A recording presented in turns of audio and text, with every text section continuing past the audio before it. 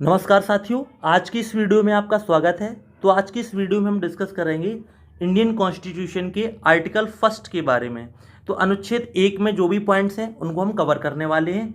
तो चलिए शुरू करते हैं।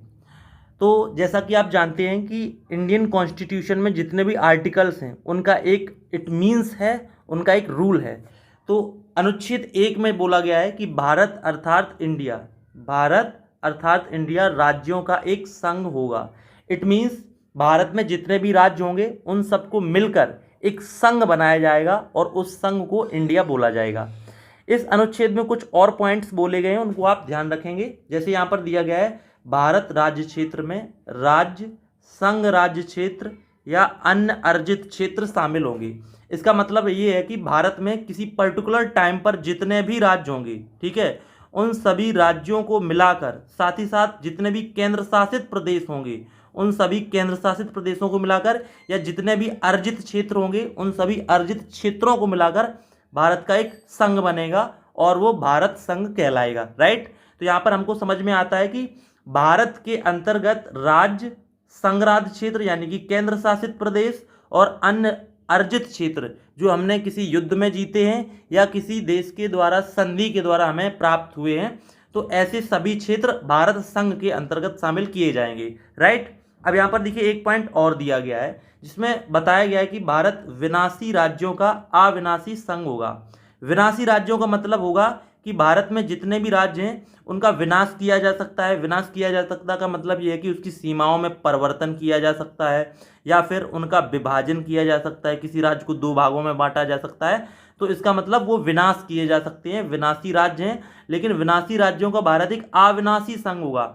अविनाशी संघ का मतलब जितने भी विनाशी राज्य होंगे या जितने भी राज्य होंगे उनको मिलाकर जो संघ बनेगा वो अविनाशी होगा। उसको समाप्त नहीं किया जा सकता है, ना उसकी सीमाओं में परिवर्तन किया जा सकता है, ना ही उसका विभाजन किया जा सकता है। यानी कि जो देश बनेगा, केंद्र बनेगा, जो संघ बनेगा उसका विभाजन नहीं होगा, वो अविनाशी रहेगा। इसीलिए भारत के संदर्भ में जो भारत की संघीय प्रणाली है उसके बारे में कहा जा सकता है कि भारत विनाशी राज्यों का अविनाशी संघ है, क्योंकि जो संघ बनेगा उसका विनाश नहीं होगा, लेकिन संघ में जितने भी राज्य होंगे उनको हम विभाजन कर सकते हैं, उनका हम विघटन कर सकते हैं। इसलिए भारत विनाशी राज्यों का अविनाशी संघ है। साथ ही साथ मैं आपको बता दूं कि यूएसए यानी कि United state of America, America के संबंध में ये कथन थोड़ा डिफरेंट है। उसमें कहा जाता है कि यूएसए अविनाशी राज्यों का अविनाशी संघ है।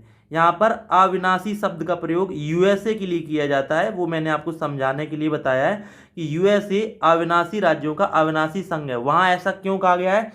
क्योंकि यूएसए संघ के अंतर्गत जितने भी राज्य हैं वो अविनाशी है, यानी कि उनके राज्यों का भी विभाजन नहीं किया जा सकता है, ना ही राज्यों की सीमाओं में परिवर्तन किया जा सकता है। तो हम कह सकते हैं कि यूएसए में जितने भी राज्य हैं तो उनकी अनुमति के बिना उनकी राज्यों या सीमाओं में परिवर्तन नहीं किया जा सकता है। वहाँ की राज्य भी अविनाशी हैं और राज्यों को मिलकर जो केंद्र बनेगा वो भी अविनाशी है। लेकिन भारत के संदर्भ में ऐसा नहीं है, क्योंकि भारत के राज्य विनाशी हैं, उनका विघटन या उनका विभाजन किया जा सकता है। ठीक है।